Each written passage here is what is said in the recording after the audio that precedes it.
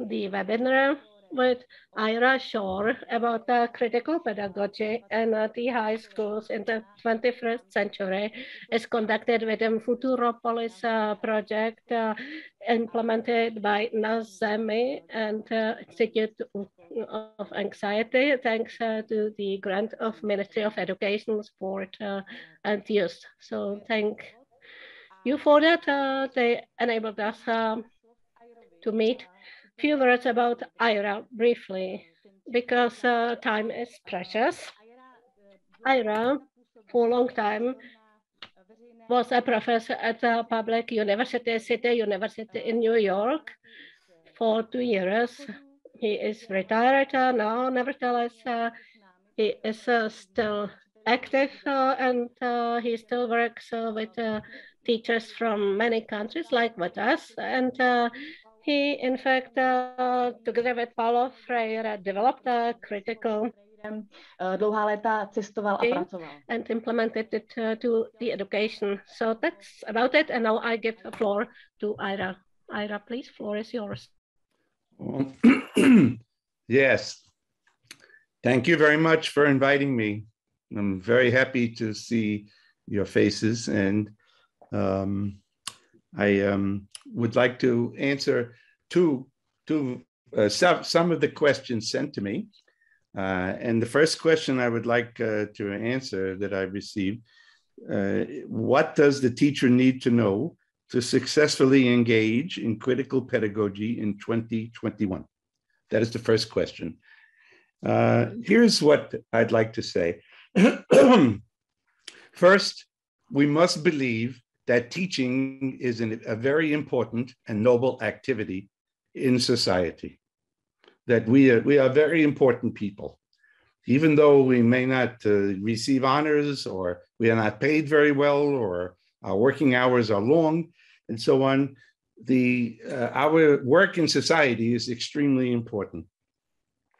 We develop the next generation of people in society. So the students who come through our classrooms are going to be the future workers of every society. And without those workers, there can be no production. And there's a crisis in many countries now because the population is declining, and the new generation is smaller than the older generation before, and may not be able to produce enough to support the retirement of the older workers. So we are the ones who train and develop that new generation of workers. We also are developing citizens that not only do we prepare people for work, but we also prepare them for a civic life in their society. So as they make the crucial transitions from childhood to adolescence, from adolescence to adulthood, we also test and ask them to rehearse and to learn about being a civic actor in society, about being someone who tries to take part and in the making of making of our society. So in these important tasks of developing the future workforce and developing citizens who take responsibility for how society should be made, what the question we need to ask to begin to approach critical pedagogy is this: what kind of people do we want to develop in our classrooms? And for what kind of world do we want to develop these people? That's really what we are doing. We are involved in taking the population and growing with it, developing with it. And we have to ask ourselves, on what terms or for what ends are we developing all these millions of students who pass through our classrooms?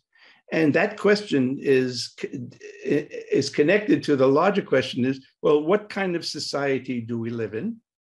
And what kind of society would we like to live in? And we have to pose that questions to ourselves, so we're able to pose it in the classroom and orient the students to thinking of themselves as actors in history who are growing into more and more responsibility as they age through the school system. And one of the important principles in critical pedagogy, in undertaking the development of students, is this: can we fit the curriculum to the students instead of fitting the students to the curriculum? That is, what's the orientation of our project? What kind of goal do we have as educators? Do we arrive with a full set curriculum with syllabi and reading lists and tests and so on, and present the education already worked out, and the students must adapt, accommodate, and fit into it? Or do we first study the students, learn as much as possible about them, and then from that from that understanding of their development, we then design the curriculum that pulls them forward based on where they are now? That would be fitting the curriculum to the students instead of fitting the students to the curriculum.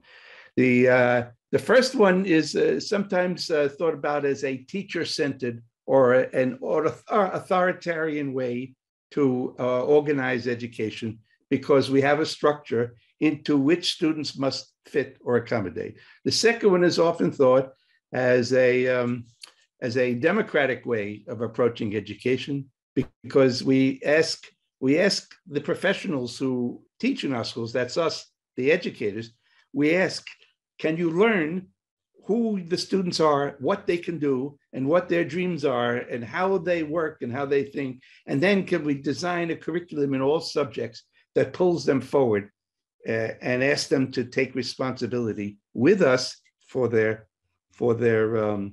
learning? Now, to talk more about teaching for critical thinking and for civic action, to develop civic actors in society, one of the central propositions of critical pedagogy is that when we think of what kind of world we want to live in and how that differs from the world that we are born into, then we develop a habit of questioning the status quo. That is one of the foundational orientations of the critical teacher, questioning the status quo, not to be difficult or to be controversial, but rather to look out in the world and say, human beings are capable of marvelous things, and we have such powers. And what does it mean so that we walk out into a world that we're proud to call humane and just and based on equality and so on? So we say we question the status quo for four important values. First, that democracy is the value that brings out the best in human beings. It asks them to think and take part. And without democracy, we cannot have serious critical study of anything or critical learning. We also are very interested in equality, because as long as there are hierarchies which subordinate sections of the population, then we can never claim that we are living in a just society. But society is structured and organized to privilege some over more, and those who are privileged have more opportunities to learn as well as enjoy other products from other experiences in society.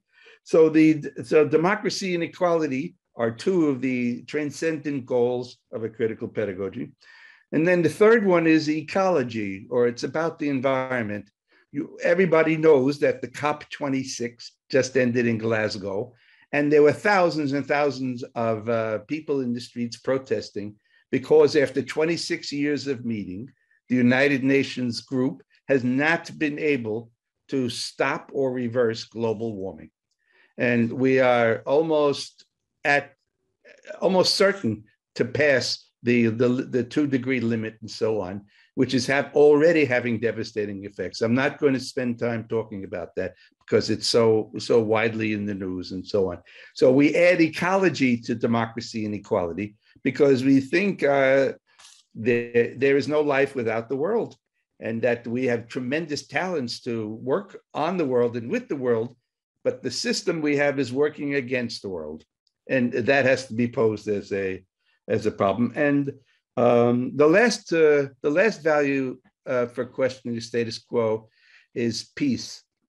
That no one has to itemize how much conflict there is in the world now, and the terrible situations at borders where there's a migration crisis, and the amount of conflict, the states of war that are occurring in the Middle East and in other places, so that we emphasize the peace, because peace is the condition under which human beings thrive. Right now, we are in a terrible confusion, and a lot of it has to do with war making. So those are the overall goals or values that inform us, or what our orientations are when we think that in my classrooms, I want somehow to bring these values into the teaching.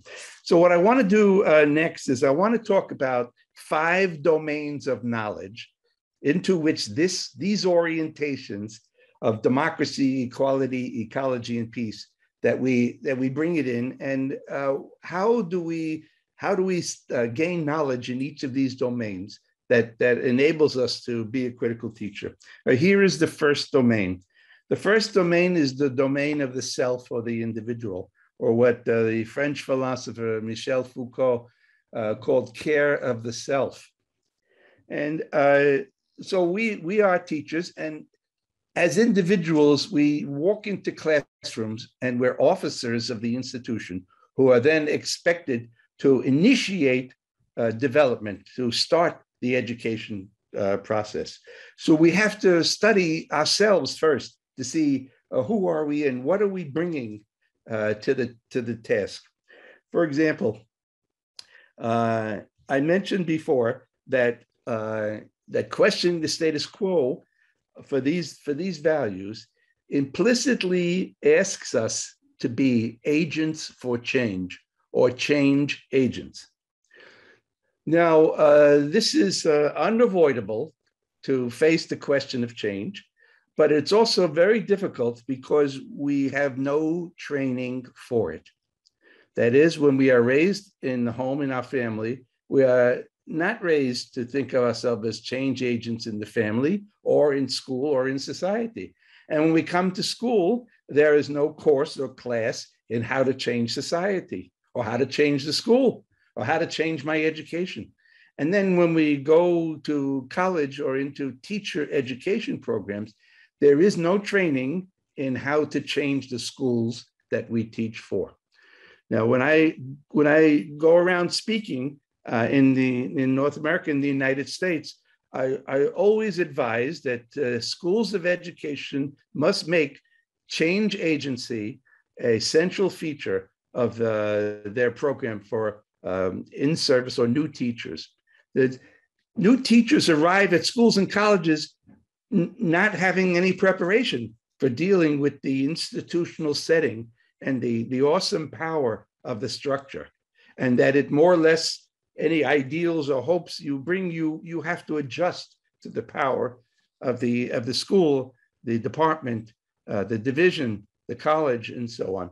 So we have to, from very early age, we have to practice change agency. Now, I believe we have to practice it in the classroom when kids first come to school. Now, the philosopher and psychologist Bruno Bettelheim, he said, the first question that we should pose to students when they enter kindergarten or the first year of school is, why do we require you to go to school? That is, the first question posed to 5-year-olds and 6-year-olds should be the situation that they are in. You are now required to go to school. We are posing it as a question and a problem. Think about it and talk about it. And that's the first project of the kindergarten, is why do we grown-ups and society insist you must go to school? Now, you see, he was proposing that, Bruno Bettelheim was proposing that for very young children. So when I say to you, colleges of education and teacher training programs to teach new teachers and teachers in service how to be change agents in their institutions and in society, already I'm talking about people who are 18 to 25 and older. By that time, we are very, very deeply formed human beings who have developed orientations that don't include this idea of being a civic actor who knows how to arrive somewhere, study it, and become an agent of change in that setting. So this must be a continual feature of human development. And it's one of the ones that I emphasize in my critical teaching, and I've written about it in a few books. And I want to say something specifically about that, how it becomes a classroom activity when I go on to the second question about methods. But now I've mentioned about knowledge of the self. So to what extent do we as the individual teacher understand change agency, or how to be a change in the classroom, in the school, and in society? And we have to be very honest with ourselves and figure out what kind of knowledge we need to gain, what kind of experiences we need to have to get better at this, to gain that power. Here's another question we need to pose to ourselves. What is our tolerance for risk? How much risk can we tolerate? Now, there is no standard. There is no, I cannot say to you, every teacher must risk this much. It's impossible. Risk is a very personal, emotional experience. It provokes fear, anxiety, and it stands in the way of being honest and of learning and being a good teacher. If you're full of fear and risk. So in knowledge of the self, the first domain of knowledge, we must ask ourselves, what is my tolerance for risk? How much risk can I tolerate? I can do this and take that risk, but I can't go that far and do that risk. And Paulo Freire insisted when we did our book together, that we must be very absolutely honest with ourselves, so that we don't pretend to be braver than we are. And that leads to all kinds of defensive difficulties and personality problems and so on, and impulsive outbursts because we're straining to act something different. So we need to get clear about what tolerance for risk we have. And associated with that, we need to getting the knowledge of ourselves. How much tolerance do we have for experimenting? Now, experimenting is a lesser form of risk, because if an experiment doesn't work out, you probably won't be fired, or you won't lose your reputation, but you'll be confused or embarrassed, or in front of the students, you might feel defensive and so on. So ask yourself, to try something new, to go in a different direction where I don't feel fully competent, to hear something said by the students that I want to draw out further and pursue, but I don't fully understand, but I want to study it. Do I have enough tolerance for experimentalism, for dealing with the lesser known or the unknown, that I can open the classroom syllabus or the lesson to the to student input or student direction? So what's the last one? Oh, yes. Here's, ask ourselves, knowledge of the self is, how much capacity do we have to listen? Teachers are trained to speak, and students are trained to listen. A good student is one who listens and memorizes as much as possible. And a good teacher is someone who talks as much as possible and presents knowledge for the students to absorb. Paulo Freire called this the banking method of education and pedagogy of the oppressed. So we have, in a sense, to develop our capacity to listen. Can we listen, and then can we know how to draw out from the students more material than they provide on their first sentence or two, so that we have more to listen to. And I think the capacity to listen then brings with it a capacity to speak. But speaking in a dialogue or a discussion form of education is not the same as a lecture. Like right now, I am lecturing. And so I've spent a number of days going over your questions, and I've written notes for each question, and I rewrote my notes 4 times in the last few days to try to draw out my own thinking about each. And now I'm speaking from these notes in an uninterrupted, extended presentation. That's what a lecture is. Now, Paulo Freire thought that we needed a dialogue education, a discussion education that posed problems. And he called it a pedagogy of questions against a pedagogy of answers. The teacher is not an answer giver. The teacher is a problem poser. So this presents to the critical teacher a whole different speech task. That is, it's the lecture task is that I spent 4 days studying and preparing my notes, and then I lecture from my notes, okay? Now, I'm not getting any feedback from the audience, so we will have that in the question and answer later, which is good. Teaching is not this type of professional presentation where it's very good and it's okay to call in an expert on something and ask that expert to present his or her knowledge about this or that material or this problem. Paulo Freire said he did not mean that kind of lecture when he criticized the banking pedagogy. He called this kind of this type of presentation, this type of lecture, he called it a technical session. He gave a different name to it. That is, the people who are the audience have a problem they want to solve or something they want to learn. And they've already recognized their need to learn it. And they say to themselves, well, where do we go to gain this knowledge? Because the more knowledge we have about this, the better we will be at it. So let's ask, what books do we have to read? What the articles, what people are the experts in the field, and how do we read them? And they say, okay, let's call this expert in to talk about this. And you sent me the questions. So you already organized the agenda of my talk by sending me the questions.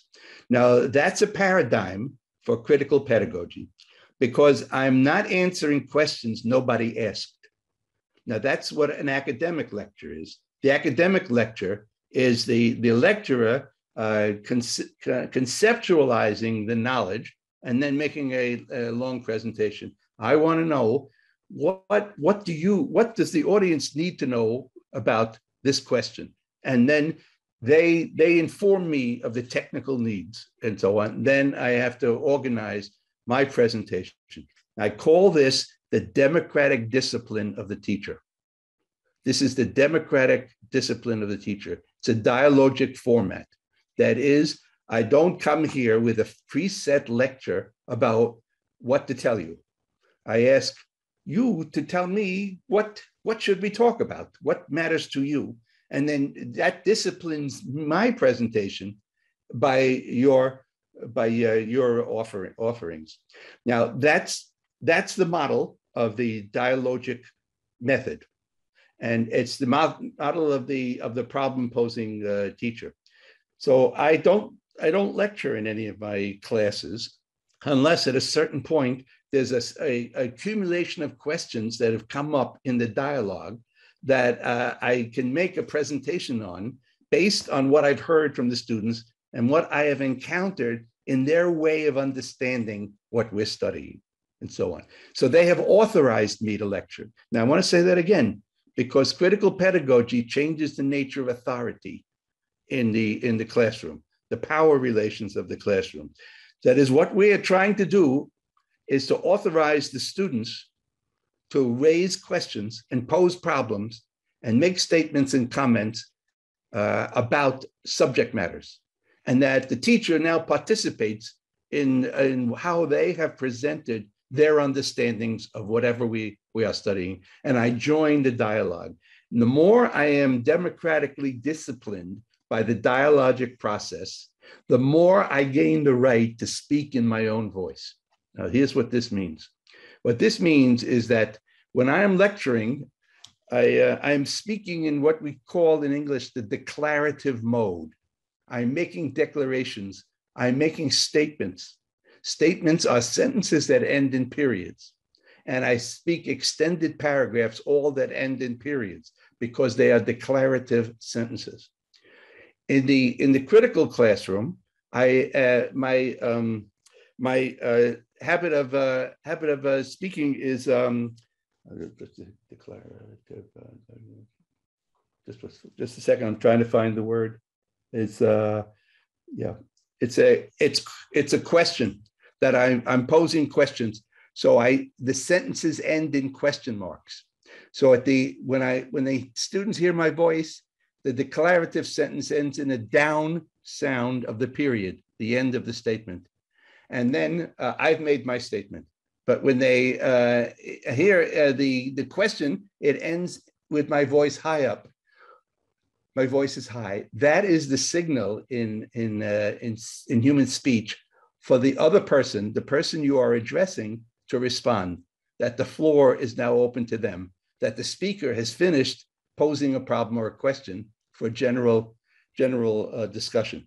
So I must develop I must study my own habits of speaking, and am I speaking in the declarative mode of the teacher-centered lecture, or am I speaking in the questioning mode that poses a problem? Now, I have no right to be a teacher if I do not have a lot to teach.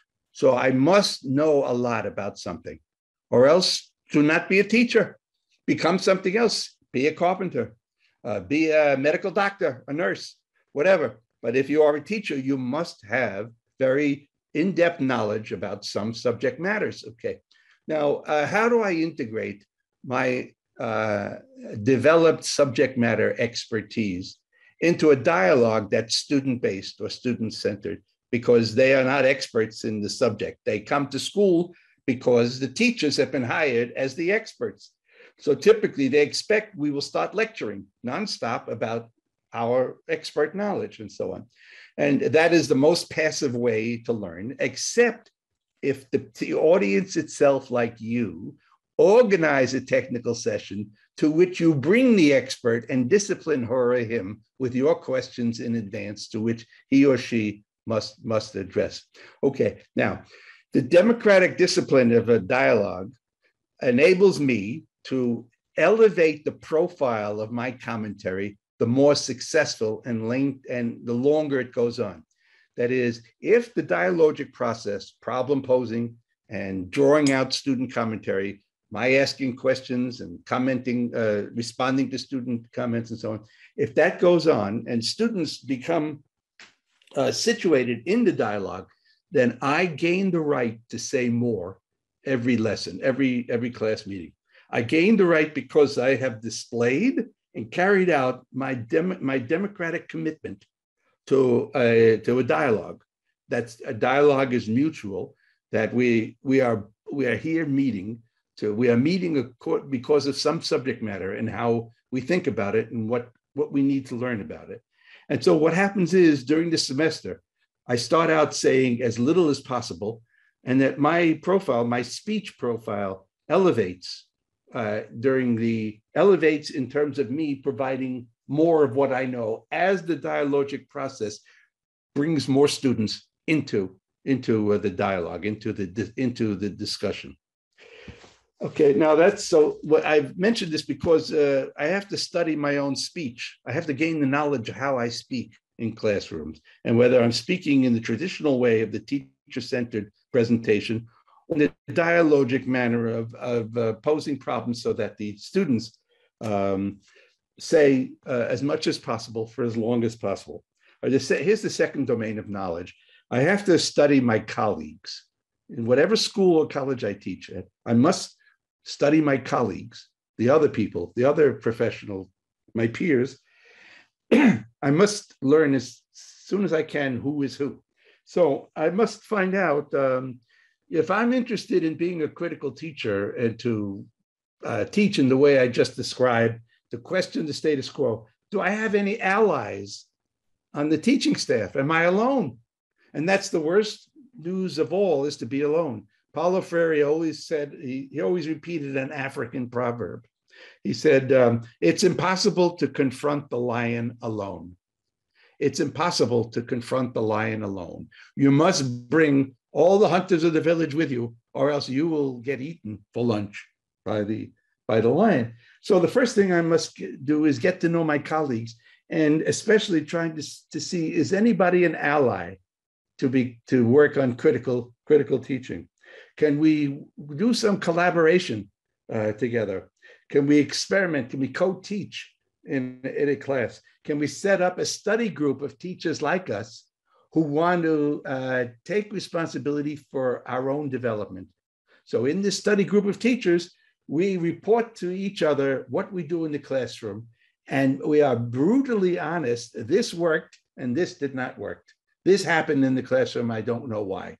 And then in group, we start to unravel and understand what the situation is. And we share, we have like 4 or 5 teachers working on the same problem, and we improve each other's teaching practice. The Japanese practice this in their school system. It's called lesson study among the Japanese, and the Australians do it too. When I arrived as a very, very young professor 50 years ago, I immediately organized a study group for a new writing program we had. And that study group met every week for 5 years. And we did all kinds of projects together, but we also improved each other's classroom practice. We co-taught, and then we also published papers together in the most important journal for writing studies. Without them, I couldn't develop the way I did. That I needed them to reflect with. And we were about 8 or 10 of us. We also then published a booklet of practices for the other teachers in the department. So as in a sense, we were trying to make our experimentalism colonize or hegemonize the rest of the department, which was traditional. But we had to first do things that were worthy of spreading.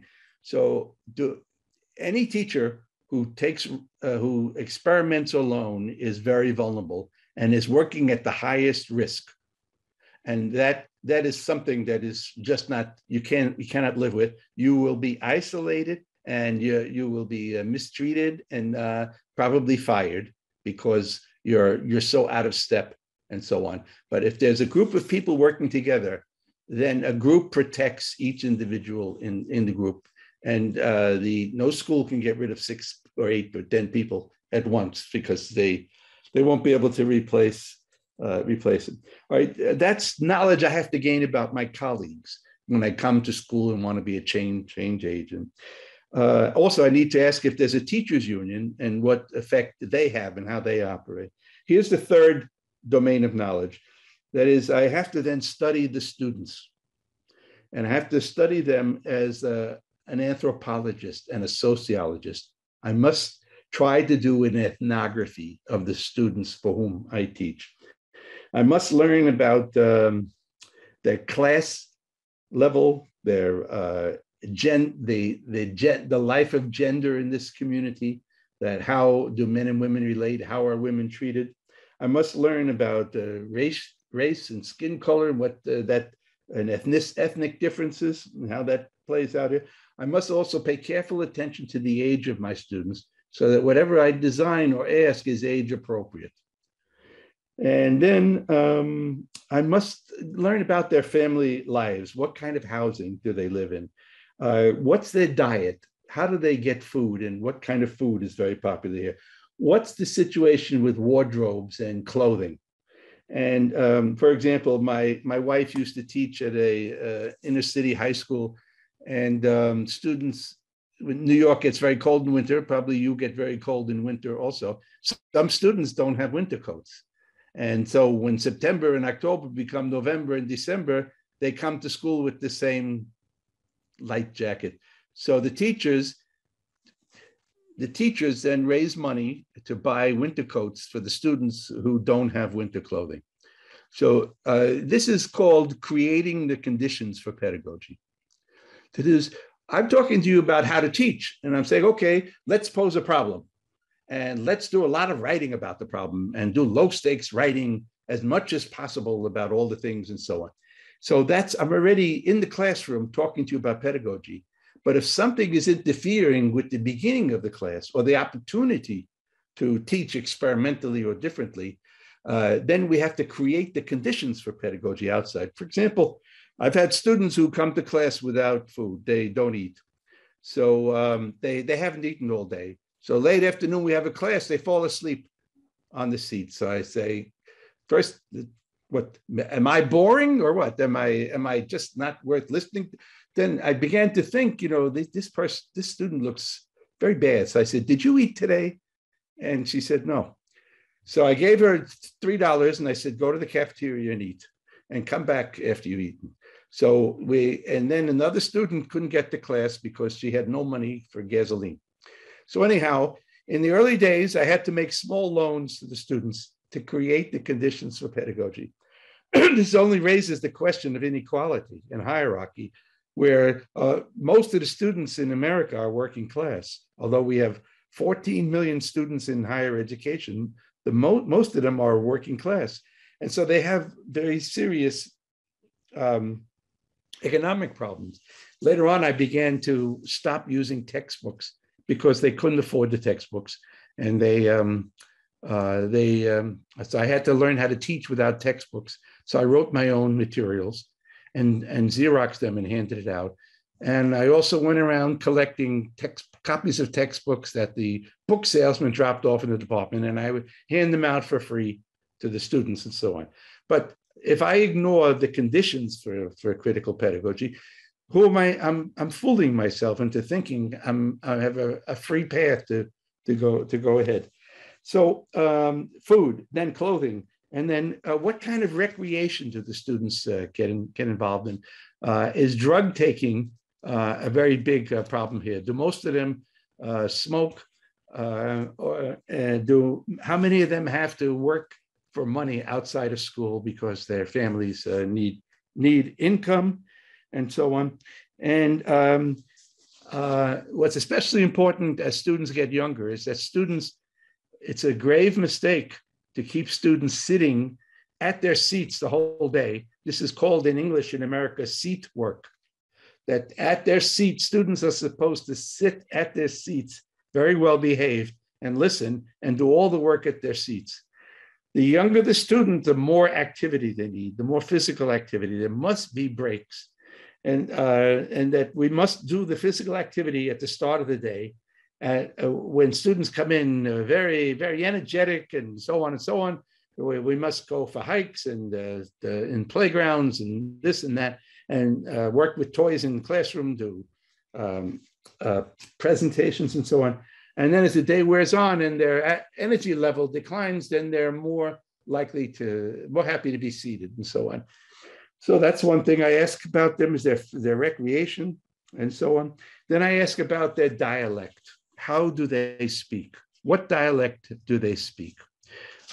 Most working class students in America do not speak standard English, the standard dialect. They speak varieties of other dialects, depending on their ethnicity and depending on the region that they come from.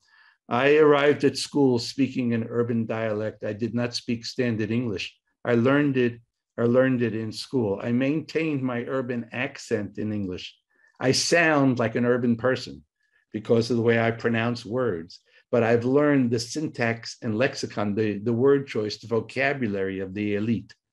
So my sentence structure and my vocabulary are upper class or more elite, but my intonation, my pronunciation is working class or urban and so on.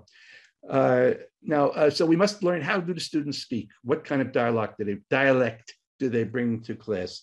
And we must never judge that dialect to be inferior. That the way they speak it's a language. It's a way of communicating that gets a lot done. And we must allow them to bring their home language into the classroom. At the same time, I'm trying to introduce them to conceptual ways of thinking and conceptual habits of mind, critical habits of mind. A lot of the vocabulary associated with that way of speaking is not colloquial or low dialect. So when I'm about to use a word that I know has never appeared in their world, in their speech world, I say it out loud and I say, I'm going to ask you to theorize now, to develop a theory. And they don't use the word theory in their speech. So I go to the board and I write the word on the board in large letters, theorizing. And then I say out loud, here's what it sounds when I am theorizing. And I say 1 or 2 sentences out loud in a theorizing discourse. And I say, now here's what it sounds like when I am in a practical discourse that I'm not theorizing. And I say 1 or 2 sentences out loud. And I want them to feel at home, confident, and capable of now, how to put it exactly, transforming or further developing their own command of speech. That they can add these things in the overall process of a democratic or dialogic or a critical classroom. We can borrow these features that enable deeper discussion or deeper inquiry without abandoning or subordinating the students for whom this material is simply not designed. So I call this, I have a name in one of my books, I gave a name to this process where I am trying to internalize the student's dialect and the way they speak and learn their words and their speech patterns. And I'm hoping that they internalize my academic speech patterns and habits of speaking. And then somewhere, when we do that, we are overcoming what Paulo Freire called the teacher-student contradiction. And I named this overcoming, I named it the third idiom, or a third way of speaking, a third way of using language. There's teacher talk for all of us trained in college and the academy on how we talk about things. Then there's everyday talk, the colloquial talk of the dialects that students bring. Whole categories are missing from their colloquial speech, and whole categories of reference are missing from my academic speech. The place where critical teaching happens is this meeting place where we begin to notice and address each other's way of speaking. And when the dialogue process works best, we are inventing a third idiom in the classroom. So I must pay close attention to how they use language and allow that to operate in the classroom. All right, that's the third. Here's the fourth knowledge that I think is the foundation for a teacher who wants to practice critical pedagogy, and that's a knowledge about the school or the institution that we're working in. Okay, how would you judge the authority in the school, the administration? Would you judge it as more autocratic or more tolerant or more democratic? Is it more traditional or is it more experimental? How do we get a profile of the authority that rules or runs the school in which we teach? I'm subject to this authority. So Paulo Freire called this a limit situation. It's a situation of limiting what we can do because the authority who's watching us and judging us and evaluating us and deciding whether to keep us or not, that it has a power. And so we have to carefully observe how does the authority, the administration in this place use its power. The other thing we have to learn is the authority mostly bureaucratic or is it mostly pedagogical? That is, do they use a lot of like business language to run the administration of the school, or are they always putting educational goals and educational culture into the decisions and policies that they ask us to follow? So we have to listen carefully to where the authority speaks to learn the profile, how important educational discourse, educational policy is in their decision making. And then we have to ask practical questions like, in the classroom, how much testing am I required to do? Am I required to use these? Are these textbooks required? Is there a mandated syllabus I must follow, or can I design my own?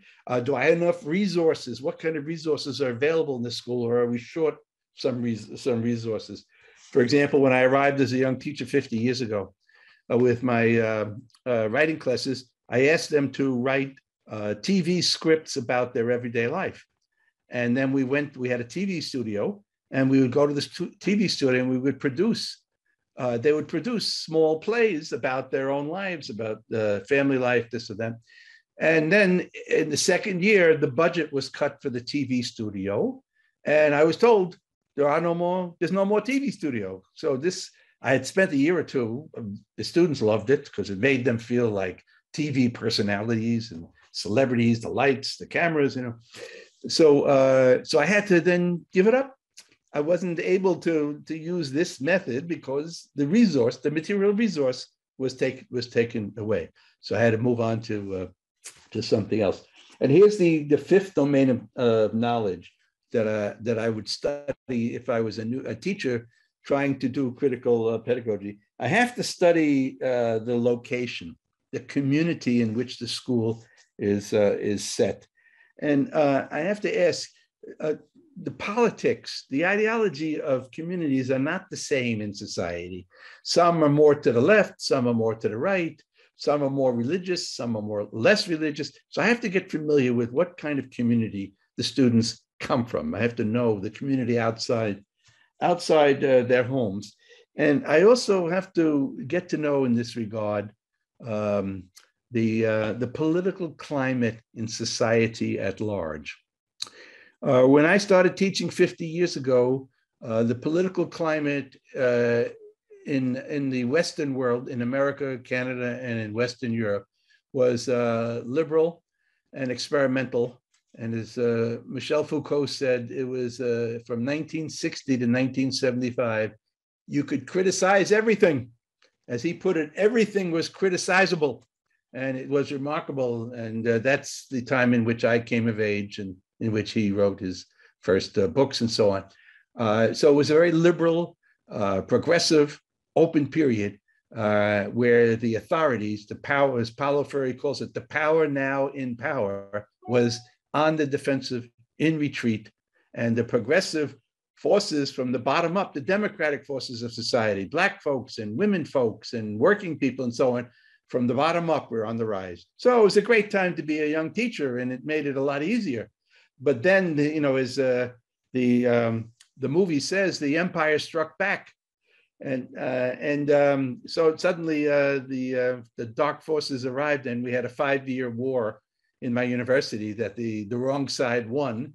And a lot of my colleagues were fired, and all sorts of very bad requirements were enforced upon us, and so on. So we have to know the political climate in society, because it teaches us how far we can go, and in terms of limit situations. In a progressive period or a democratic time and space, there's more you can do in pushing against the limits than in a reactionary. Right now, we are in a reactionary time. Neo-Nazism is on the rise here in America, as well as in Europe, especially Hungary, Poland, Belarus, and other places.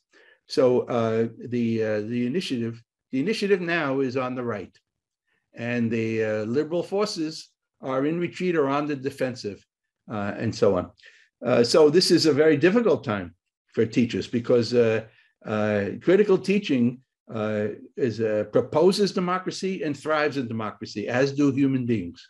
Because in democracy, human beings breathe deep and feel invited to be as creative and as participatory as they can. So this is a time when many folks in school and in the workforce feel vulnerable and isolated, because the standard of living is declining, and it's harder people have to work more jobs, and so on. So we must be aware of the political climate locally in the society. Now, how much, is that an hour? How much time, how much did I? 7 minutes left. 10 minutes left? 7. 10 max? 10 maximum? It's up to you. Okay. All right. And I know this always happens when I give a talk, that there's never enough time.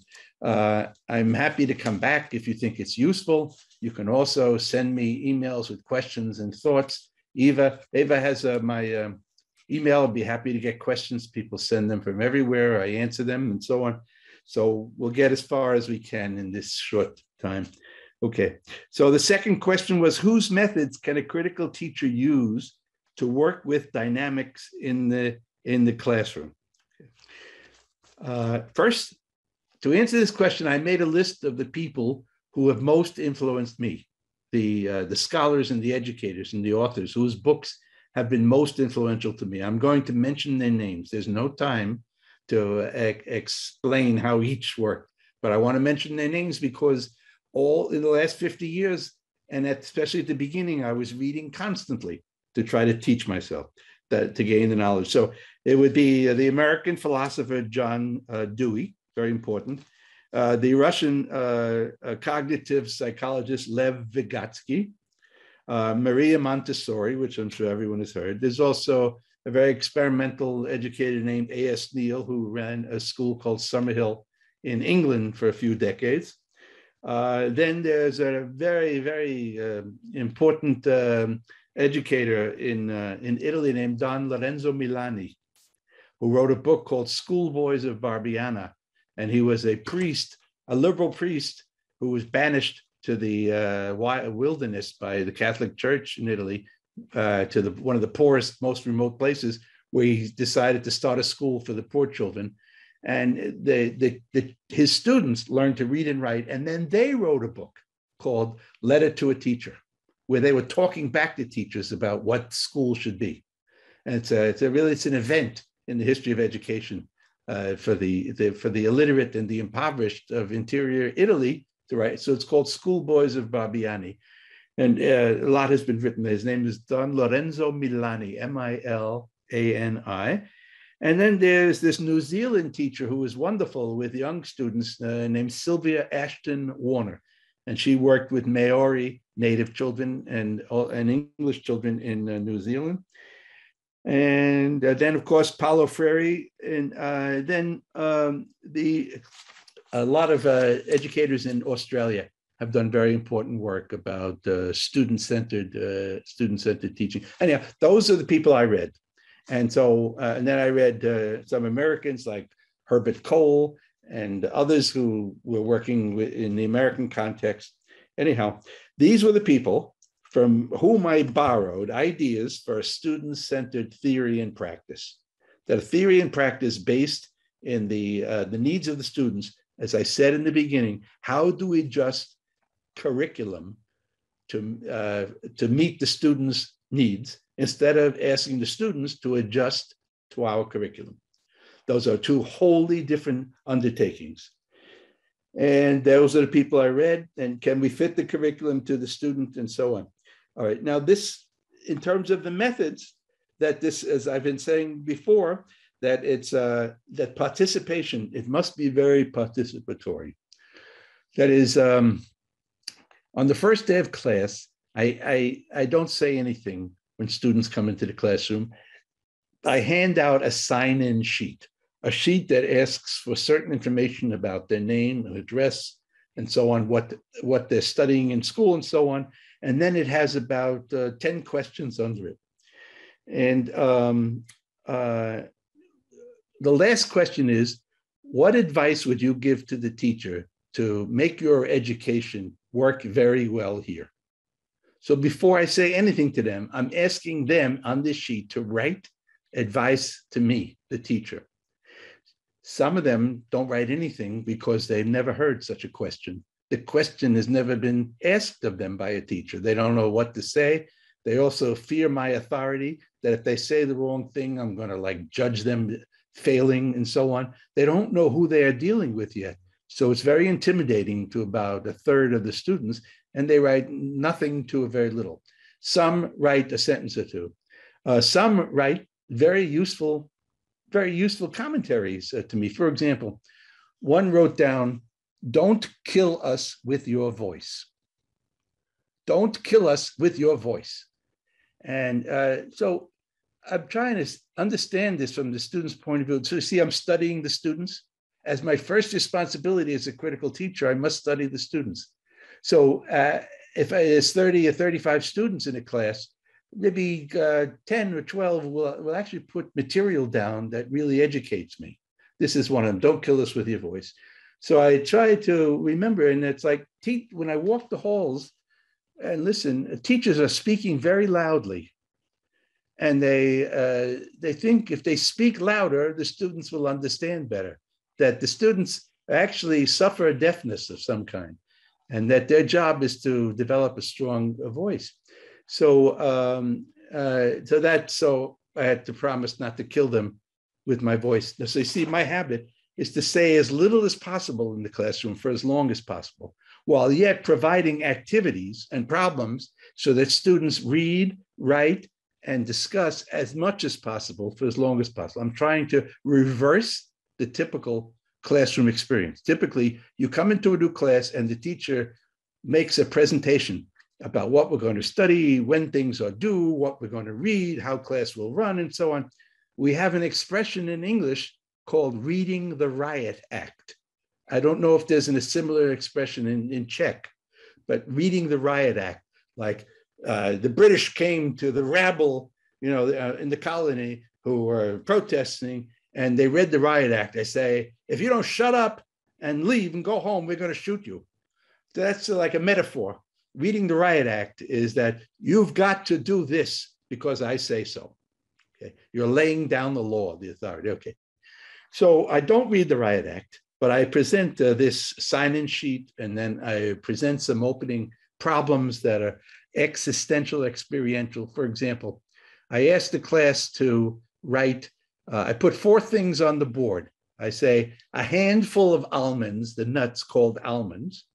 I say a hamburger that you can buy in a store, a 10-minute shower you take at night, and the full load of laundry you do in a washing machine. And I put these 4 on the board.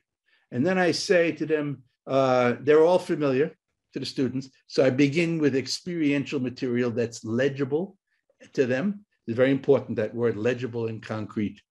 And then I say, which of these 4 activities in your life uses the most water? And then I say, think it over and then write down which of the 4 you will choose. All right, take a moment, everybody who's participating, which of those 4 activities do you think uses the most water? The hamburger you eat, a handful of almond nuts you eat, a washing machine load, or a 10-minute shower you take tonight. Just take 20 seconds to make your decision. All right.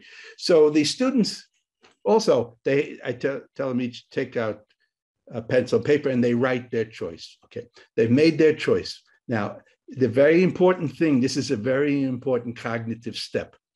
After you've posed a problem that's familiar, but also not worked out completely, which has some unknowns in it, and you pose it to the students and you ask them to make a choice, you must ask them next, why did you explain how you know? See, they must now become cognitive about their own cognition. They say, for some reason, intuition or experience or something, they read something, they have a reason they put down one of the 4. So now they must explain why they made that choice. How do they know? So then they have to write a few sentences down. Now this has a name we use in English studies here. It's called low stakes writing. That is, this is not a test that I will grade. This is not a term paper. It is not a research project. This is a lot of writing happens in class, but it happens around small activities, and we call it low stakes because the consequences are not huge, okay?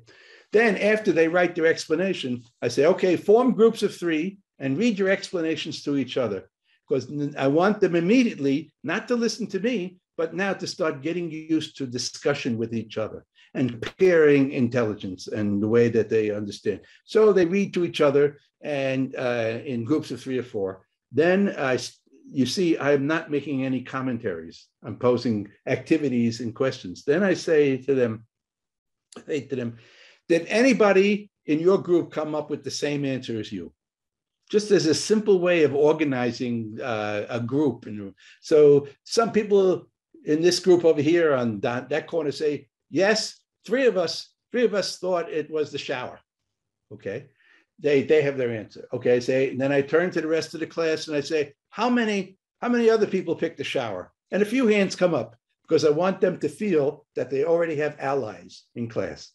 That it's very risky to speak in public in schools and colleges and classrooms, because you're exposing yourself to ridicule. You don't speak standard English.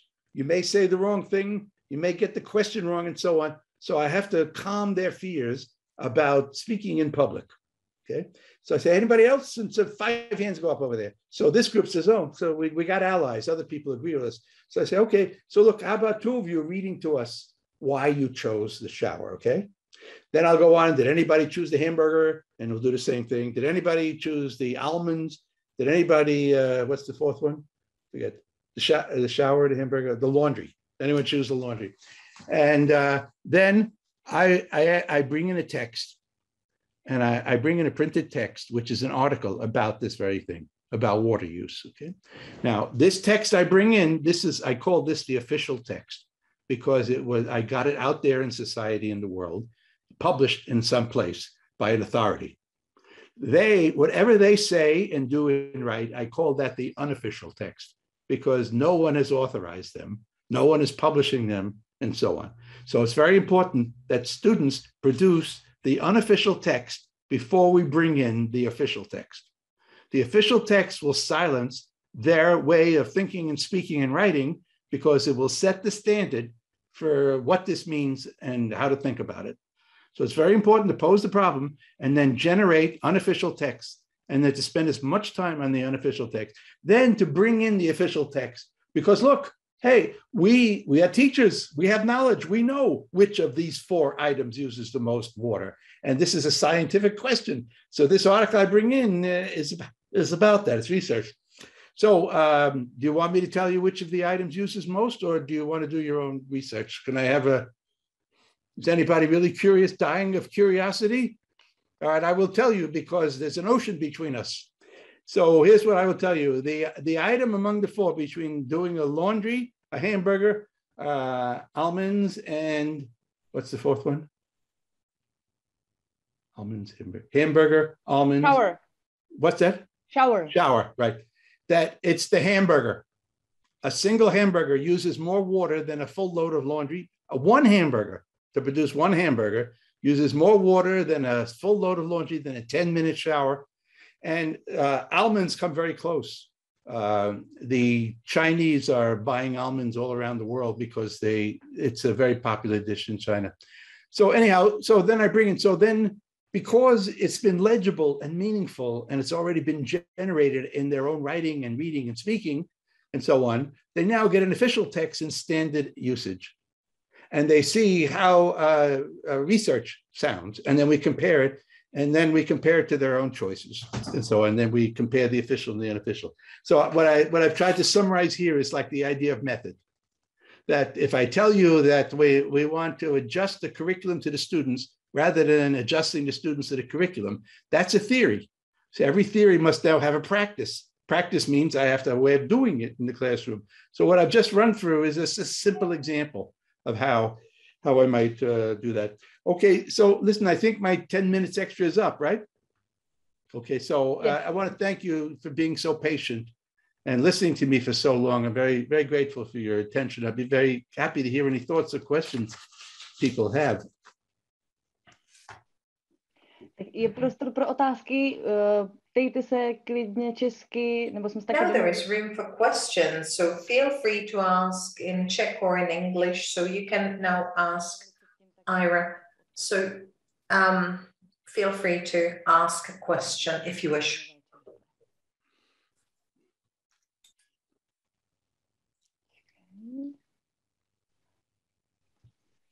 Tak kdo má otázku, jestli můžete zvednout elektronickou... I would like to ask you to raise the e-hand. If you can't find it, just raise your hand and we can ask questions for you.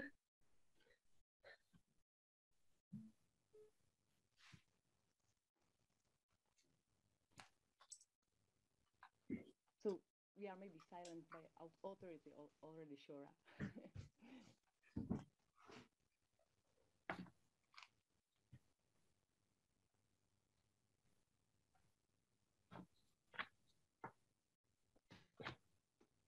I have a good question.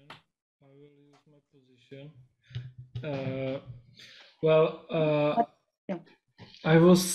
I was thinking during your lecture, like we in Czech Republic, we have got like this specific problem that we don't trust each other, and especially the authorities and but each other, and that's really creating like atmosphere of like toxic individualism, let's say. Do you have got any tips or tools how to like empower like the collective spirit and maybe the trust? To get the students to trust, the class to trust? Maybe, and maybe Teachers? how to build trust among colleagues. So that is my responsibility as the teacher. To je moje zodpovědnost. So when I said before, Takže to, co jsem řekl předtím, the students reported their answers. Studenti And then I turned to the rest of the class and say, does anybody agree já with jsem them? se potom obrátil na třídu a ptal jsem se, souhlasíte s tím někdo? 3 or 4 students always Tři raise nebo their hand. 4 studenti. So I see that as a way to encourage the original students, the 3 students,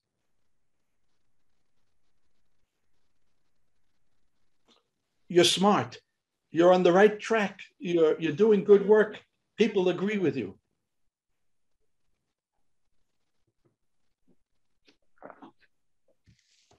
So that this process of like posing a problem and asking the students to think about it and write an answer, and then collaborate in small peer groups about the answer, and then can reconvene the whole class, hear some, and then find who agrees. But here's the second thing. Some students disagree. The most important thing, 2 things. First, I must encourage all the students to feel confident that they're smart. Second thing, I must encourage students to debate with each other. We call this in English crosstalk. That is, discussion in many classrooms is not really discussion. It's a form of press conference where an individual student asks a question to the individual teacher, and then the teacher speaks to that individual student and answers her or him. That's not discussion. That's a press conference for the teacher.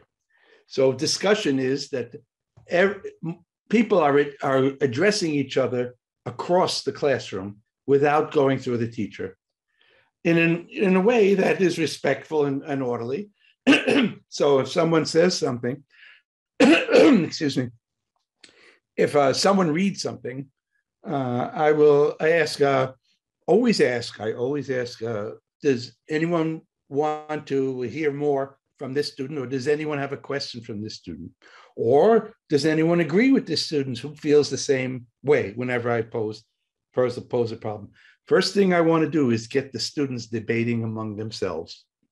And that's a sign. The more students debate among themselves, the more it's a sign that they're accepting the dialogic process and the participatory process of the classroom. The more they address all their talk and questions to me, that's a sign that we're still stuck in the authority, teacher-centered classroom where only what the teacher says counts and so on. So that's one way I would try to do it. Does that help? Does that make sense to you? Díky. Pak tam měla Jana v chatu. Ano, Jani, polož prosím otázku takhle klidně napřímo. Yeah. In the list it was question number 15. I would like to know how it is with biology and chemistry of natural scientists and critical pedagogy, because there are more facts than problems. For me, the structure of cell or photosynthesis is just, it's not problem. It's sure. just necessary to know. Can I please ask, where do you teach? Secondary school or 8 years Yes, secondary school. 8th grade. And biology or chemistry? Biology, B biology and sports. But... Does the school hand you a syllabus and you must cover all these topics? Does the school require you to cover all these topics or subjects in the class? Does it say to you, the first month you must study photosynthesis? Well, there are some curriculum. There is some kind of plan which I can during the year, which I can, or I have to explain it. Yes, you're required to teach these subjects. Sorry. You're required to teach, for example, the cell, the atom, the molecule. Okay, so excuse me, just a technical. Jani, když tak si zapni to tlumočení do češtiny, klidně i pro ten dialog. To bude... Já to najdu. Dole je ikonka země koule. Nevidím. Když najedeš myší, tak ve spodní... Better to interpret it. Nevím. okay, yes? Okay. Okay, suppose if I say we adjust the curriculum to the student and not the student to the curriculum, and then we have subject matters, a specific subject matter called biology, then there is what we call a large body of knowledge called biology. There's also a body of knowledge called chemistry. There's a body of knowledge called literature and history. So these name bodies of knowledge.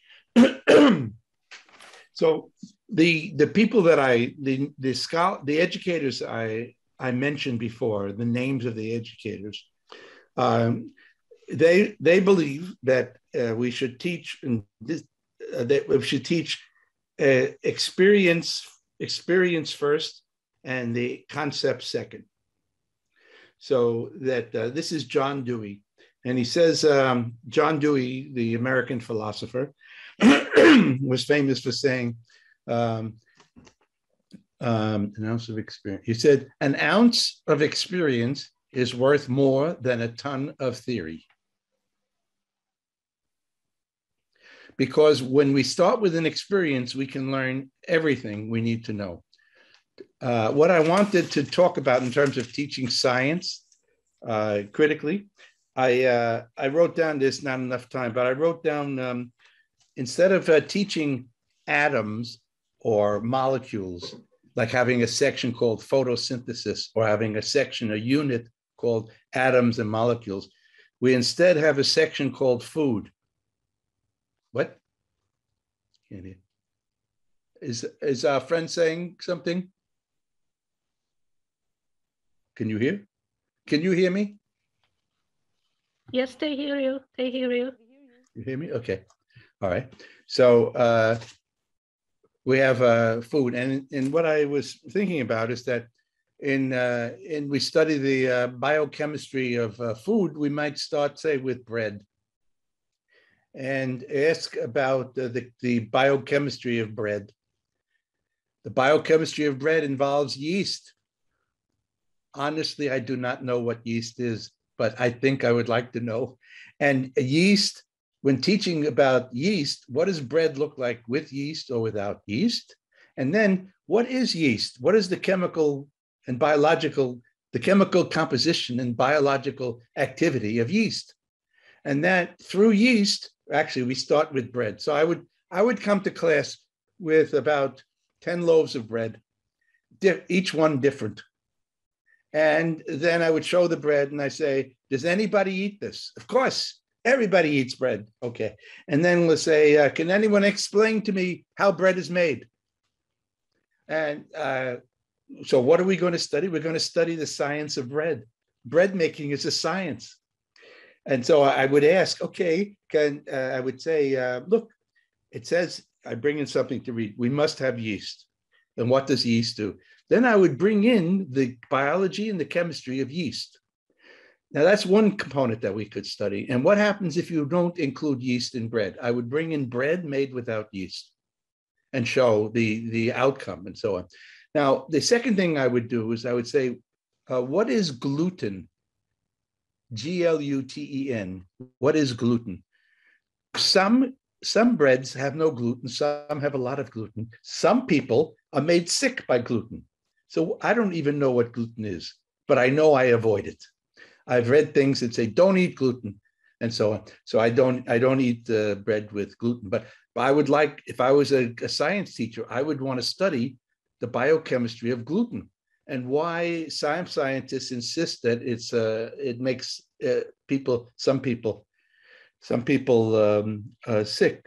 So I would start with experience, like what everything we do is more or less is science. Every activity. In addition,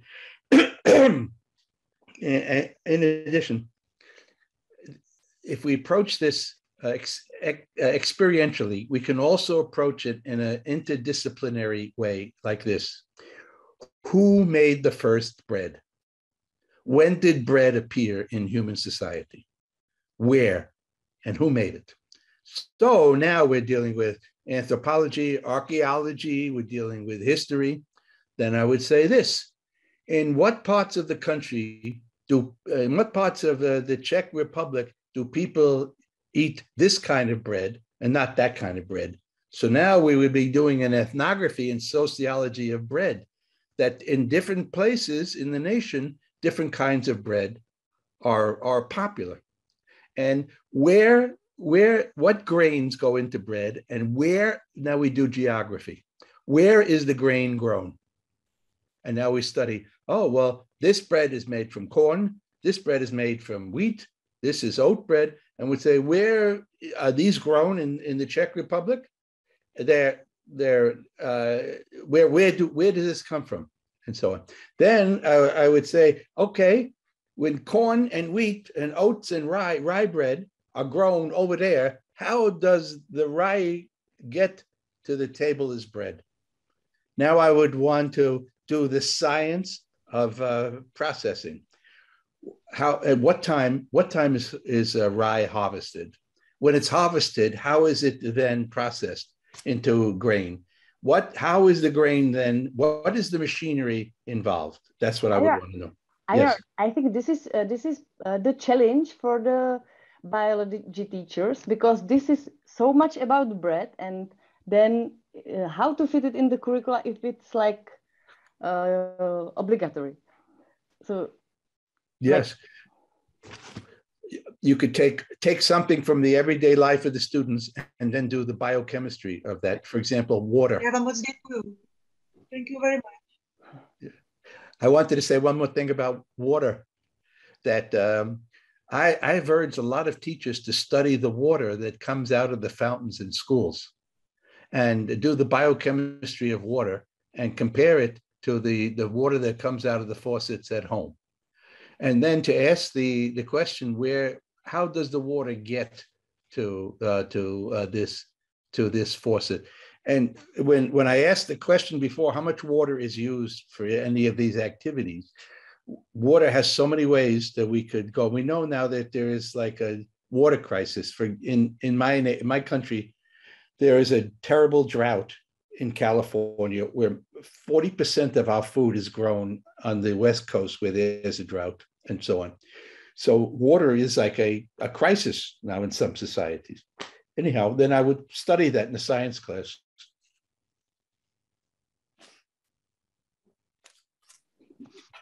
Thank you.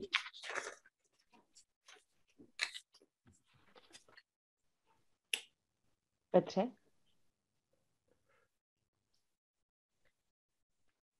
Nevím, jestli jsem byl já nebo Dalibor. Tak já položím... Dalibora jsem neviděla, tak jestli dovolíš, dám přednost. Ne? Nehlásil se, tak... Oh, can I say one more thing, please? I made notes. There was not enough time, but I made notes to speak about science. And for example, bread is called a carbohydrate. And it's one of the starches. The other starches that are common are like rice, potatoes, noodles. So I would want to know, what does it mean to be a carbohydrate? And this is now atoms and molecules and cells, and we can draw we can draw different kinds of carbohydrates, the structure of carbohydrates. And I studied carbohydrates in organic chemistry. It was very interesting that some carbohydrates we eat, and some are fuels that we burn, and so on and so on. So that what I would look for is that we are living science, and that science is constantly speaking to us. Thank you. Thank you. Someone else have a question? Yes, Peter and then Dalibor. Okay. Díky moc, Airo. Měl bych na tebe otázku.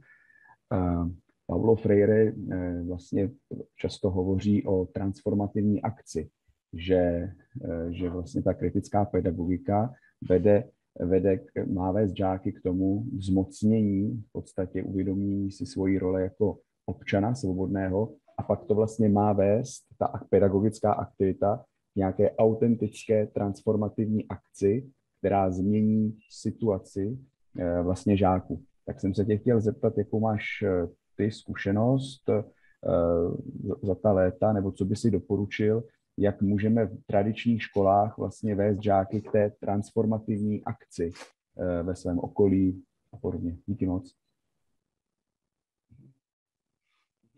Okay.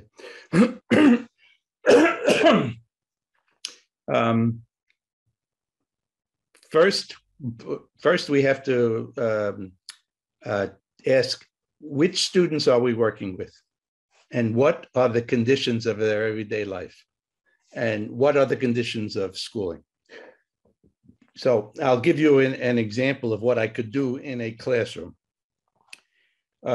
In typical classrooms, the teacher is the only authority. I am an officer of the institution, and I am hired because I gained credentials in a college. I come to the class, and then I'm in charge of the class.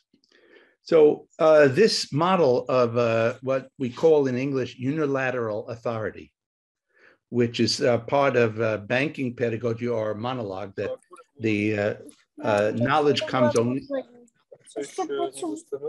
What? I'm sorry. What is that? That was technical problem. Sorry, Somebody unmuted. It's okay. off already. Yeah. Continue. Okay. All right. So I want to democratize. I want to transform power relations in the classroom, the students' experience of authority. Okay, are we following so far? So I now am a teacher, and I'm authorized. I am the sole authority. I am authorized to run the classroom, and not the students. Okay, so this is a model of how society operates. That is, when you get a job, there's unilateral authority of the boss or the company. That work is not democratic. That all the work sites we go to are run from the top down. And at the bottom, if there is a union, you can negotiate this and that, and that's very important. But the authority of law and the state is invested in the supervisors and the managers and the owners. So in a sense, year by year in schools and colleges, we get each new generation used to unilateral, undemocratic authority, taking orders, and that somebody is in charge and you are not. Okay. So I think that this is the long-term contribution of schooling to the weakness of democracy in society, that democracy is not practiced, but it is praised.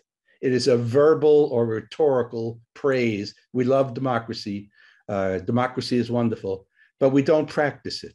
So I say to myself, let's transform the classroom so that the classroom in some way practices democracy. Okay.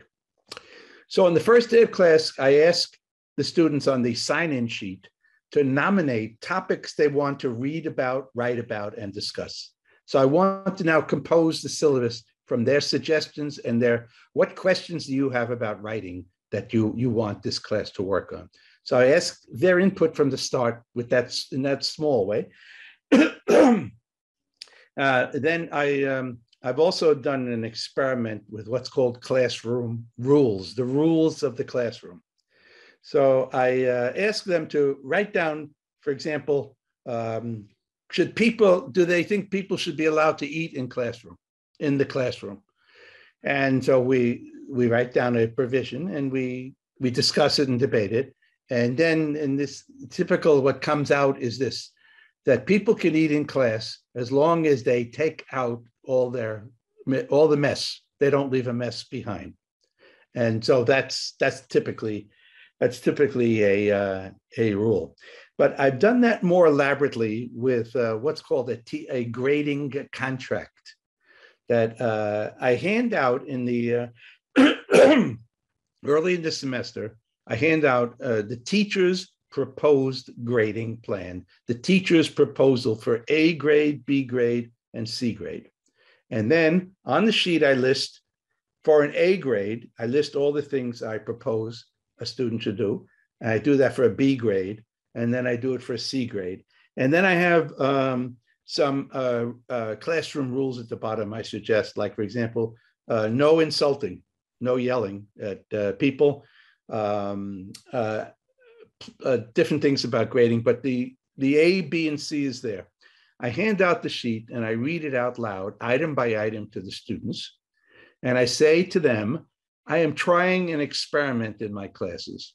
I'm trying to negotiate the grading plan with the students and to have the students write the grade plan with the teacher. And then I ask, has anybody done this with any other class or any other teacher?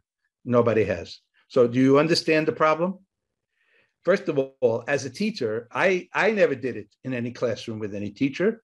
And I have to teach it to myself as a teacher leading this practice. So I have to learn over a period of years how to do it well. But the students have never seen such a thing, so they don't know how to take part in it. And they're still not, many are still not clear if I'm a mean, nasty person who they should fear for failing the class.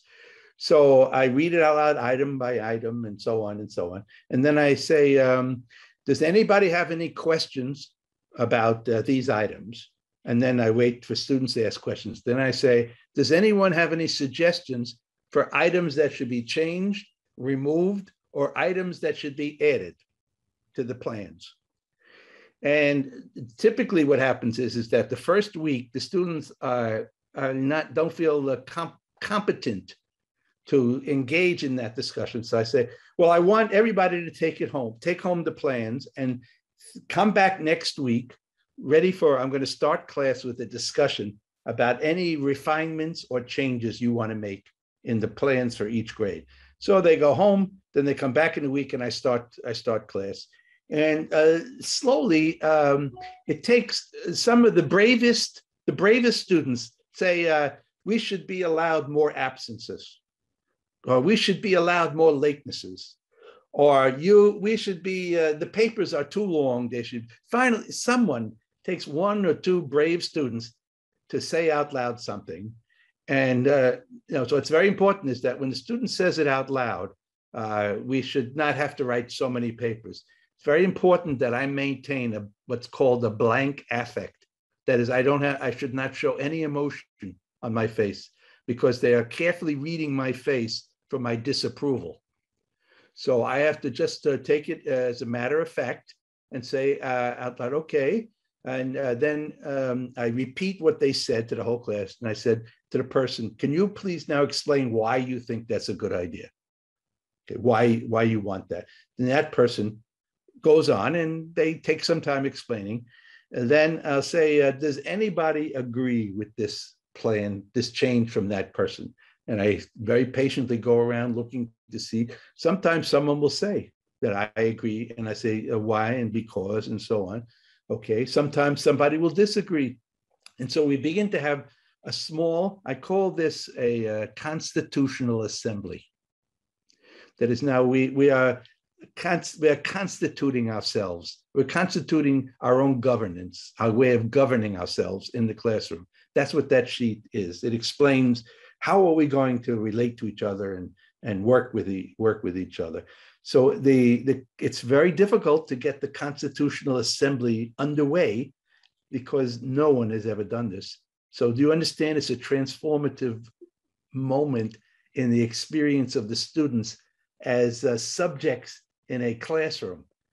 They usually experience themselves as objects who are told what things mean and what to do. So now I am trying to transform the students into subjects who say out loud, I want this, or this is what this is, or this means this, and then engage with others in a debate about the accuracy and the validity and the usefulness of that idea. So we debated for a while, and then I said, well, let's take a vote. So I asked, how many people think that we should change this to that? And I look at the hands, and if if the vote is a majority, I say, okay, I'm going to change it to this. And that when we go through the whole contract that way. And after we've done the Constitutional Assembly, and I then announce, you have three options now. You can sign the original contract that I proposed if you don't like the new contract that we negotiated, or you can sign the new contract that we just made together, or you can throw both of those out the window and write your own contract and come to my office and negotiate a contract privately with me that you think is best for you. So do you understand what it means? Adjust the curriculum to the student. Don't adjust the student to the curriculum. So each of those theories, those theoretical principles have to have a practice all along the way. This is just how I use it at this practice, but it has to be used every time we read a book, every time we have a discussion, every time we write something in class and so on. We have to remember what it means to adjust the curriculum to the student. And so most of the students in class signed the negotiated contract. A few don't sign anything because they don't understand what it is and they don't want to have anything to do with me. As far as they're concerned, I should jump out the window and leave them alone. So with them, I don't do anything because, hey, I'm not the colonel. I'm not in charge, I'm just a teacher. So I just, carry them along, a few students. Some negotiate a private contract of their own with me, and they write their own. And I say, that's good. I don't like them. And they fulfill that contract. Every month or so, I write a letter to each student, how they're maintaining their contract. What are they keeping up with their grade that they contracted for? So that's one transformational practice.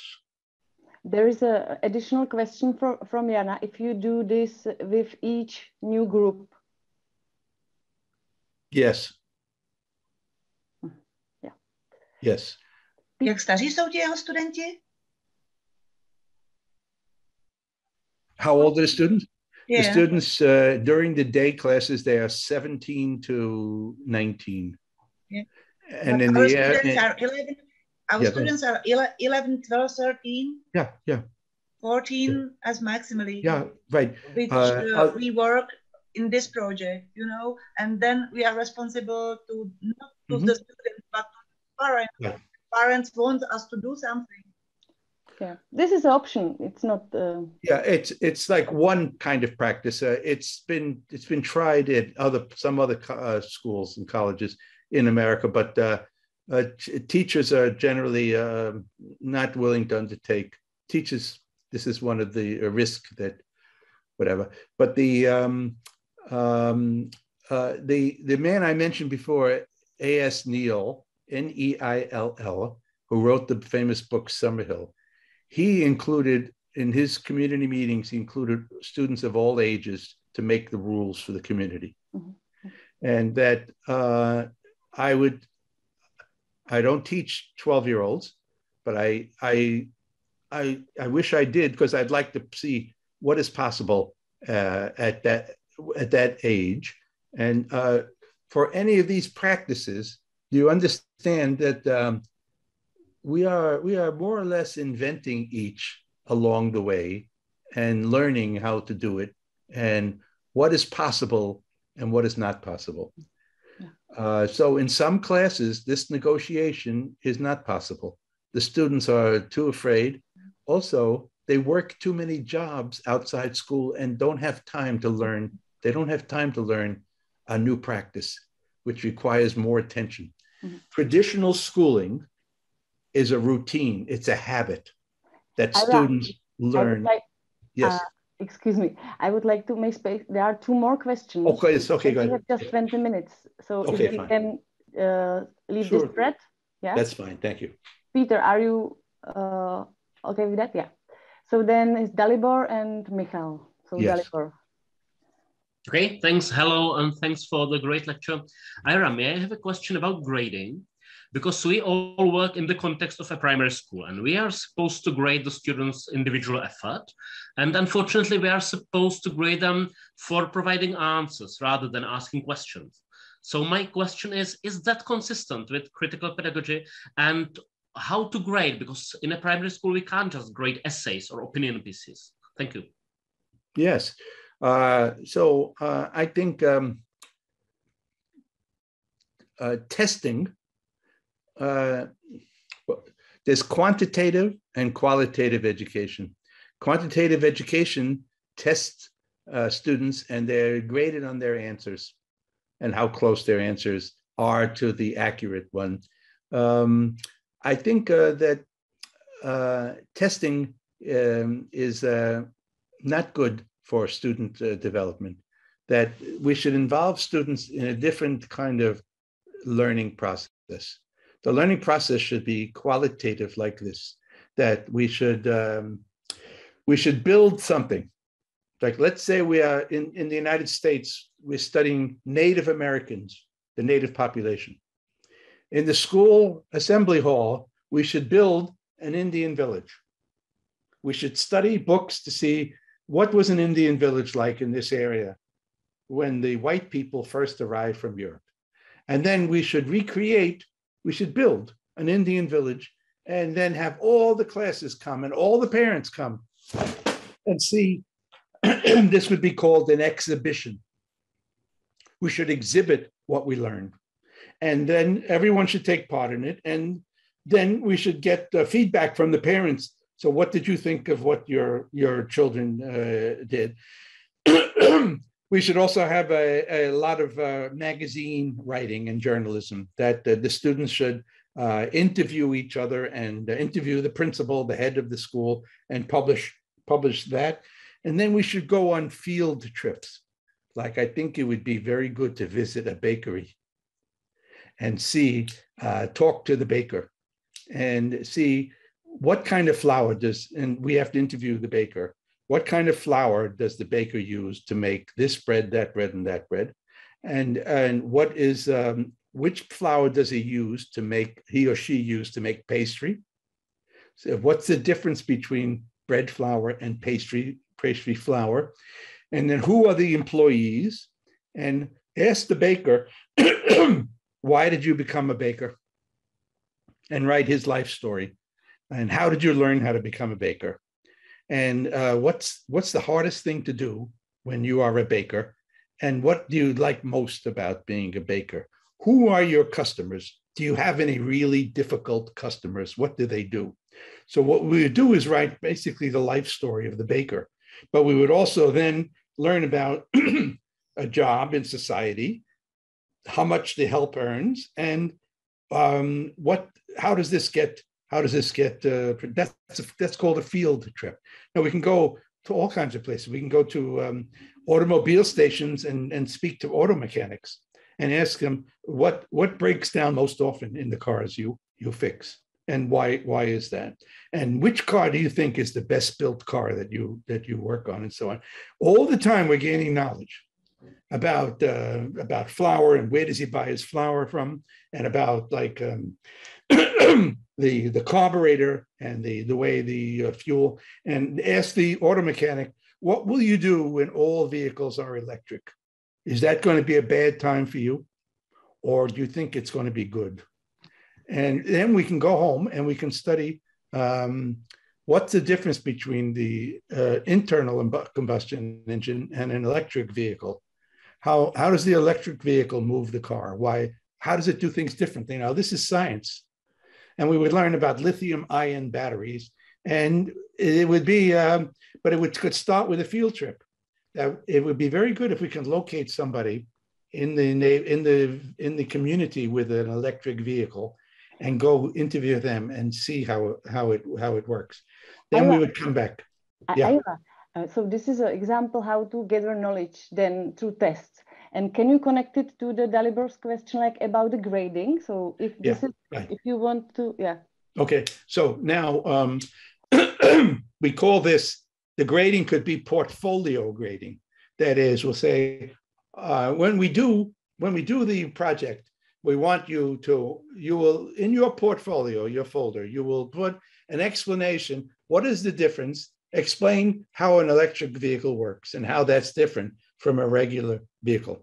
Second question, research and find out who is manufacturing electric vehicles now and how many are now on the roads compared to the other vehicles. How much electricity does an electric, we would ask a series of questions and you would put it into the portfolio, but it wouldn't be a test, it would be a research that the students would be presented with. The Australians do this, Australian educators in lower grades do this a lot. They have a very strange name for the research files of materials, knowledge. They call it jackdaws. It must mean something to Australia, but I don't know what it means, but they're called jackdaws. And so you assemble a jackdaw file on electric vehicles that students research. And then what they have to do is, after we visit, and they have to write in advance questions you want to ask the mechanic, questions you want to ask the owner of the electric vehicle, questions you want to ask the baker, questions that you want to ask the baker's employees, and so on. And then you might want to question one or two customers, but they have to prepare in advance written materials so that they're being cognitive in preparation for this outside activity, the field trip. Then they bring all the materials back. Then with all the answers they get, they have to then write a composition. Why did Joseph become a baker? Did he have other opportunities? Did he change careers? Was he a Navy man who became a baker, and so on? Did he learn at home? And so they would write the biography of the baker, the biography of the auto mechanic, and something that would involve a lot of writing and thinking and use of language. But then they put that in their portfolio. So their portfolio must have these minimums. We list at the beginning, you must have these minimums. And then you hand the portfolio to your teacher. And what we organize here is that there's a group of teachers outside the class who independently evaluate all the portfolios in addition to the teacher. So it's not just the teacher trying to give good grades to make sure everybody looks good, but the teachers outside also have to look at the portfolios to see if they're competent and they're well done. So it would not be testing as we understand testing. It would not be come in Friday and answer these 40 questions. We don't want short answer questions because we want projects that make you think and organize knowledge. Does that make a difference? That makes sense? Yeah, in a way. Thank you. It's much easier to give tests on Friday with 40 questions, fill in the blanks. It's quicker. Also, it's a mass practice because you can do 30 students at a time, take them home, and you can feed them into a machine which grades them. And so it's bureaucratically convenient. It's also convenient in terms of labor policy. If we wanted you to be a teacher who used the project method, we'd have to cut your class size in half. We would have to hire twice as many teachers because you cannot do this with 30 or 40 students in class. You can do it with 15 and do a good job, but that would mean that education would have to be better funded than it is. And the only reform that in the United States we can't win is smaller class size. Thank you. Yes, more. These are the limits. What? These are the limits you were mentioning before, no? Oh, that's right. That's right. That's a limit situation, right? Thank you. So Michal has another question. I have like two parts of the question about the topics. When you were mentioning that you are adjusting the curriculum to the topics of the students, and you ask them what topics, what if there is a wide variety of topics? How would you choose which topics to cover or not? And the second part of the question, more difficult, what about very controversial topics, very opposing views, how to solve that if the students want to discuss or want to learn about, you know that it's going to be very controversial, very difficult, and almost, I don't know, hard to reach agreement or hard to reach some common ground. How to tackle such topics. Right. Thank you. Okay. So one of the foundational questions of critical pedagogy is, where does subject matter come from and what do we do with it? That more or less summarizes the task of being a teacher. Teachers have a subject matter and then they decide, how do we teach this? And so that's a very important foundational question that every teacher should ask in preparing herself. Where does subject matter come from and what do we do with it? Now, if subject matter is mandated, like you must cover these topics and you must use this textbook, that's a limit situation. That's very restrictive. And so it's more strenuous, more difficult to become student-centered when the entire curriculum is organized in advance and required. Okay, here's what I do. On that first day sign-in sheet, one of the questions asks students, what topics do you want to read about, write about, and discuss in class this term? So then they all write. Some write nothing because they've never been asked their opinion about this. They don't know how to begin to answer. I would say out of 25 students, I would say 5 to 8 don't write anything, but 15 or 20 will give me an answer. So then I take all the answers, all the topics they suggest, and I type them out on a sheet when I get home on a computer, and I type out all the topics. Now, suppose they suggest 20 topics. Some of those topics will show up on more than one student's paper. So next to each topic, I list them, how many people suggested this topic. So for example, getting rich, 3 people wanted to do about that, like dealing with your parents or something, you know. So I let them know that certain topics repeated, and I tell them how many. Sometimes topics 8 people or 9 people, and so they see it. So I bring that sheet back, and it turns into a ballot. I hand it out the next class, and I say, here are all the topics that you folks said you want to read about, write about, and discuss. So what I want you to do is circle the top 5, the 5 that matter to you most. And then each of them looks at them and they do 5. And then I collect them. Then I take it back, and that helps a lot to sort out and reduce the number of topics, because then the next time I bring the ballot back, some topics have been chosen 14 times, some topics only once, the person. So it begins to sort out, and a class majority begins to emerge. What I call a critical mass evolves around what topic should we study. And then I'll say, okay, I'll find out which 3 are the most popular, which 3 are the most chosen. And then I'll check in with the students that they agree these are the 3 that got the most votes. And they'll say yes. I say, okay, now I'm going to go and organize a unit around each topic. And I'll ask them at each unit to bring in reading materials that they want to add to the class. So the students must contribute the reading materials in addition to me collecting my own reading materials. So for example, now that's how I narrowed down 30 students, nominating topics. So second thing is, what if controversial? Okay. Okay. They come up all the time. So for example, police brutality against Black people comes up always, because somebody, not everybody, but somebody is always wants to learn. Then also what comes up is gay marriage, gay people marrying people. Then what else comes up that's controversial? Oh yeah, the war in Afghanistan. The war, whatever, all through my teaching, whatever war, wherever we invaded, it always shows up. That war shows up. Then what else shows up? Oh yeah, abortion. abortion rights, abortion rights. And then what else shows up? Other topics, but like you would imagine, controversial topics. So I include them.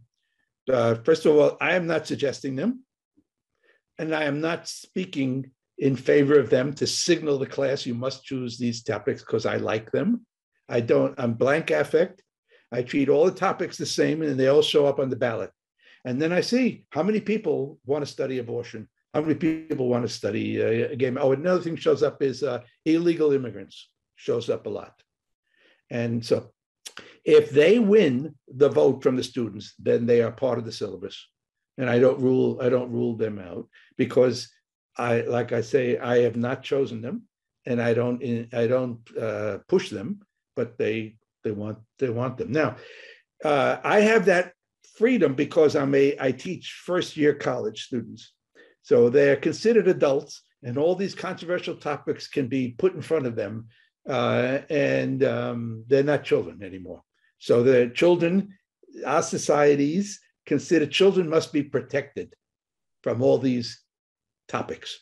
So if I chose those topics in lower grades, I expect that I would be under more criticism from the dean, from the principal, from some parents, and so on.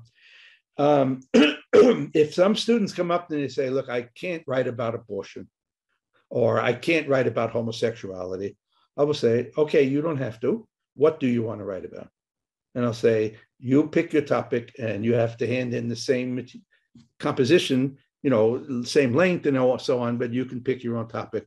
I don't force anybody to write it. If they approach me, I'll let them off.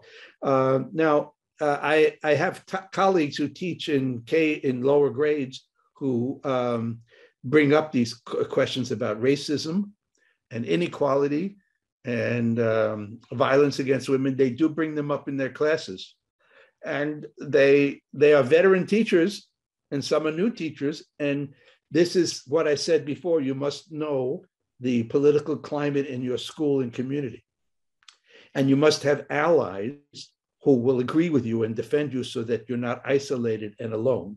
So if you're thinking of doing something controversial, I would first learn, has this been done here before, and what has happened? And who are the people who are likely to oppose me? And who are the people I could turn to for support? Would anybody want to team teach this class with me?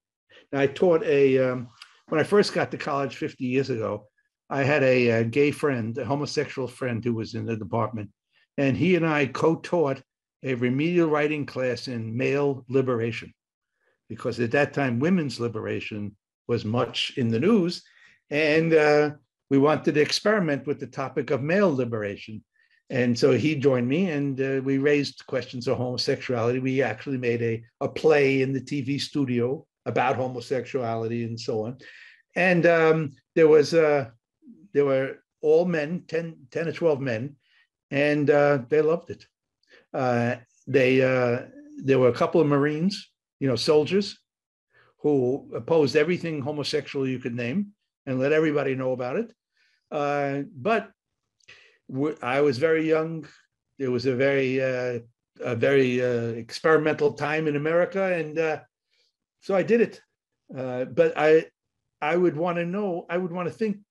I advise all teachers to consider, to gain knowledge about your setting when you want to experiment. So you walk into it with what we say in English, with your eyes wide open. Does that help? Does that make sense? Máš nějakou doplňující, Michale? My question was rather, how would you solve the situation when it ends up in the endless discussion, yes, no, that the views are so opposing in the class that it comes to no end? Oh, the students. Oh, yeah. Look, I need a critical mass of students in class to accept the invitation to critical pedagogy. I cannot force them to do it, okay? So if there is not a critical mass of support, and there's a critical mass strongly opposed, I have to become the traditional teacher they demand of me. students can have the right to force me to become a traditional teacher. And I don't have the right to insist that they behave this way. They can't misbehave and disrupt the class, but they can disapprove of this kind of syllabus. And so there are classes that I would say every semester I taught 3 classes, and I would say every semester at least one class refused to accept it. Typically one class would be more enthusiastic and work on it, and yeah, one class would be. I think yes. Michael means if in the class, so if the class is divided through in the topic.